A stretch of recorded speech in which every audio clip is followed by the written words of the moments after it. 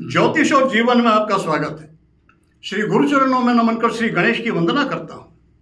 वर्तमान समय अत्यधिक प्रतिस्पर्धा का समय है। बहुत भाग दौड़। कार्य क्षेत्र कैसा ही हो व्यक्ति का, चाहे व्यापार हो या नौकरी पेशा, समय की समस्या सबके पास है।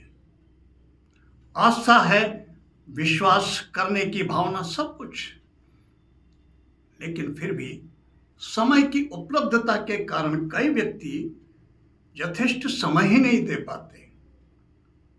वो चाहते हैं, महत्व भी समझते हैं नवरात्रा का। एक विशिष्ट पर्व आता है, अपनी चेतना को, अपनी आत्मशक्ति को जागृत करने का, अपनी ऊर्जा को जागृत चैतन्य करने का। इस बात को समझते हुए भी उसका लाभ नहीं ले पाते। समस्या रहती है 9 दिन का समय निकाल पाना। 9 दिन तक निरंतर, कईयों की नौकरी व्यापार इस तरह का कि 9 दिन एक स्थान पर रह ही नहीं पाते।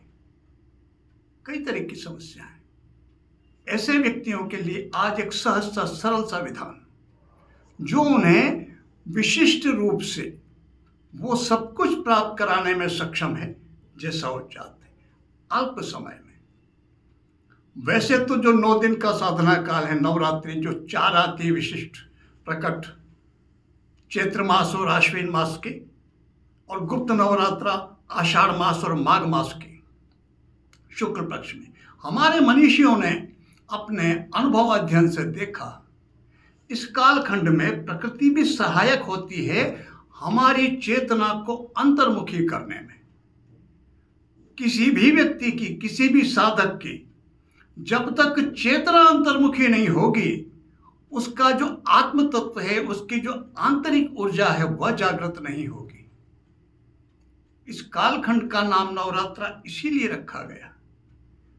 9 दिन का समय, इसे 9 दिन नहीं कहा जाता, नवरात्रि कहा जाता है। यह संकेत है इस तरह का कि इस 9 दिन के कालखंड को रात्रि के समान व्यतीत करना चाहिए। रात्रि में क्या होता है? रात्रि में हमारी चेतना अंतर्मुखी होती है। सारे प्रपंचों को छोड़कर के हम शांत से सोते हैं बिस्तर पर। किसी कारण से यदि हमारी चेतना अंतर्मुखी ना हो पाए तो रात्रि में नींद नहीं आती और वो ऊर्जा नहीं मिलती जो मिलनी चाहिए। इसलिए इस कालखंड का नाम नवरात्रा रखा गया। इन 9 दिन में भी 3 तिथियां बहुत महत्वपूर्ण है, बहुत विशिष्ट प्रभाव रखती हैं। वो इन 9 दिन के समान हैं। वो है सप्तमी, अष्टमी और नवमी। यदि किसी भी कारण से हम 9 दिन की साधना नहीं कर सकते, ऐसे व्यक्तियों को चाहिए कि वो 3 दिन, सप्तमी, अष्टमी और नवमी, ये उन्हें करनी चाहिए रात्रि में। रात्रि, यह देखें हम, रात्रि में जो सप्तमी तिथि है वो मध्य रात्रि 12:15 बजे तक कौन से दिन है? 1 मिनट के लिए हम कल्पना कर रहे हैं कि जिस दिन सप्तमी में सूर्योदय हुआ, सप्तमी तिथि उस दिन है। लेकिन रात्रि में 10 बजे, 9 बजे या 11 बजे सप्तमी नहीं रही, अष्टमी लग गई, तो वह तिथि सप्तमी। मूल बात यही है, मध्य रात्रि में 12:15 बजे तक सप्तमी तिथि होनी चाहिए। तो फिर वो 1 दिन पहले, जिस दिन सूर्योदय तो षष्ठी तिथि में होगा, लेकिन मध्य रात्रि के बाद भी सप्तमी रहेगी, वो ग्रहण करना चाहिए। तो सप्तमी तिथि वो जब रात्रि में भी लगभग 12:15 बजे, 12:15 बजे के बाद तक रहती है, बहुत अच्छी बात है, लेकिन कम से कम रात्रि में 12:15 बजे तक तो सप्तमी तिथि का होना जरूरी। जिस रात्रि में मध्य रात्रि के बाद भी 12 बजे के बाद 10-15 मिनट तक सप्तमी, अष्टमी और नवमी तिथि रहती हो, वही तिथि लेना है। रात्रि में 9 बजे से लेकर के और 12 बजे तक, ये 3 घंटे, ये 3 घंटे हमको, जिसकी भी हम उपासना करते हैं, नवरात्रा में कोई आवश्यक नहीं कि दुर्गा उपासना ही करें। दुर्गा उपासना पे जोर इसलिए दिया जाता है कि मूल रूप से ये शक्ति अर्जित करने का कालखंड होता है नवरात्र। आंतरिक चेतना को जागृत करने का, आंतरिक शक्ति ऊर्जा को जगाने का और शक्ति का इससे सामंजस्य सही बैठता, इसलिए दुर्गा उपासना की प्रधानता है। इसलिए शक्ति के किसी भी मंत्र की, किसी भी स्वरूप की उपासना की प्रधानता है। वैसे हम नवरात्रा में किसी की भी उपासना जिसमें हमारी श्रद्धा हो, वो हनुमान जी हो सकते हैं, राम हो सकते हैं, कृष्ण हो सकते हैं, जिसमें जिसकी आस्था हो, भगवान भैरव हो सकते हैं, किसी की भी उपासना, किसी भी देवता को माध्यम बना करके हमें हमारी चेतना को, हमारी आंतरिक ऊर्जा को जागृत चैतन्य करने का प्रयास करना चाहिए इस 9 दिन के कालखंड में। तो जिन्हें 9 दिन पूरे नहीं मिल सकते, किसी भी समस्या, किसी भी कारण, समय की कमी के कारण, उन्हें चाहिए कि वो सप्तमी, अष्टमी और नवमी, इन 3 दिन की 9 बजे से लेकर रात्रि के 12 बजे तक 3-3 घंटे, तीनों दिन में 3-3 घंटे का समय देंगे, 9 घंटे। ये 9 घंटे 9 दिन से भी अधिक प्रबल कार्य करेंगे यदि हमने बिल्कुल आंतरिक रूप से हमने इष्ट को ध्यान करके एक साधना जिस तरह करनी चाहिए उस तरह से समर्पित कर दिया। रात्रि में जो स्थिति हमारी बनती है आंतरिक, उस तरह से डूब करके हमने 3-3 घंटे भी दे दिए, ये 9 दिन से अधिक महत्वपूर्ण हो जाएंगे। हम जो भी चाहते हों वो लक्ष्य रखें। सर्वोत्तम तो होता है किसी भी देवता की उपासना करें, श्रेष्ठतम तो ये कि आपकी कृपा चाहिए। कृपा के अतिरिक्त कुछ नहीं। किसी भी देवता से कोई एक वस्तु मांग लेना और उनके लिए दे देना बहुत आसान है, लेकिन यदि कृपा मिलेगी तो फिर सब कुछ मिलता है। लेकिन कृपा होने में कुछ समय लगता है। एक चीज, कोई भी एक कामना सहजता से पूर्ण हो सकती है। कृपा प्राप्त होने में समय लगता है, लेकिन निराश नहीं होना चाहिए। कृपा प्राप्त होती अवश्य, हमारी श्रद्धा होनी चाहिए। तो 9 दिन में इस 3 तिथियां, सप्तमी, अष्टमी और नवमी, इन 3 तिथियों को पूरी श्रद्धा और विश्वास के साथ दें, रात्रि के समय दें। और दशमी को विसर्जन होता ही है।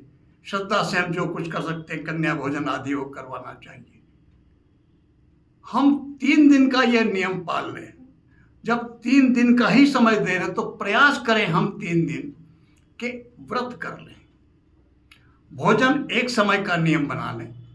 भूख लगती है तो फल फ्रूट फलाहार कुछ भी ले सकते हैं, लेकिन वो भोजन कर लें सवेरे।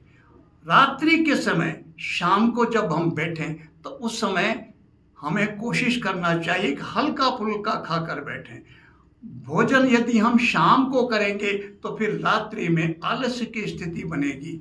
इसलिए भोजन एक समय का भोजन और वो सवेरे कर लिया जाए।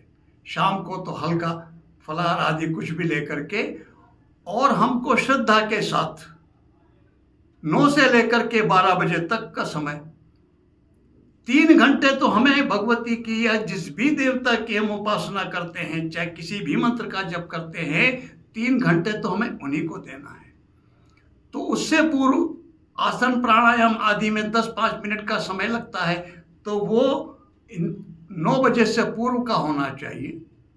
और रात्रि की 12 बजे, ठीक 12:05, 1-2 मिनट ऊपर निकलने के बाद फिर हमको वो जो भी कुछ अपने जप किया वो उन्हें समर्पित करके फिर आरती कर लेना चाहिए। आरती होनी चाहिए मध्य रात्रि के बाद, 12 से 12:15 के बीच में।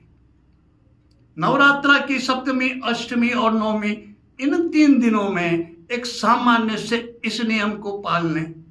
और जिस भी मंत्र का हमने जप किया है, जिसकी भी देवता की उपासना की है, फिर उसका नियमित हम जब एक माला या जितने हमने उसमें स्तोत्र का पाठ किया है, 3 घंटे हमने अधिकतम पाठ किए होंगे, नियमित रूप से एक स्तोत्र का पाठ का नियम ले लें, उसे नियमित रखें। वो 3 घंटे, सप्तमी, अष्टमी, नवमी, या 3-3 घंटे 3 दिन, उस मंत्र को, उस स्तोत्र को चैतन्य करने में सहायक हो जाएगा, जागृत करने में सहायक हो जाएगा। और वो जागृत मंत्र, वो जागृत स्तोत्र आपकी कामना पूर्ति में सहायक हो जाएगा। आपको आपके इष्ट की जिस भी देवता की उपासना की है उसकी कृपा आपको प्राप्त करने में सहायक हो जाएगा। हमें प्रयास करना चाहिए, समय का लाभ उठाना चाहिए। व्यक्ति को कुछ भी मिलता है, वो चाहे माने या ना माने, लेकिन मिलता है वो जो सर्वोच्च सत्ता है, हम उसे कुछ भी नाम दे सकते हैं, उसी के भंडार से मिलता है, वहीं से प्राप्त होता है, उनकी ही कृपा से प्राप्त होता है। हमारी चेतना की, हमारी ऊर्जा की जागृति उसे प्राप्त करने में सहायक हो जाती है। इसलिए प्रयास करके हमें हमारी इस 9 दिन में हमारी चेतना को अंतर्मुखी करना चाहिए और स्वयं की जो अंतर ऊर्जा, आंतरिक ऊर्जा है, उसे जागृत करना चाहिए। और सब कुछ है, कहते हैं सकल पदार्थ है जग माही।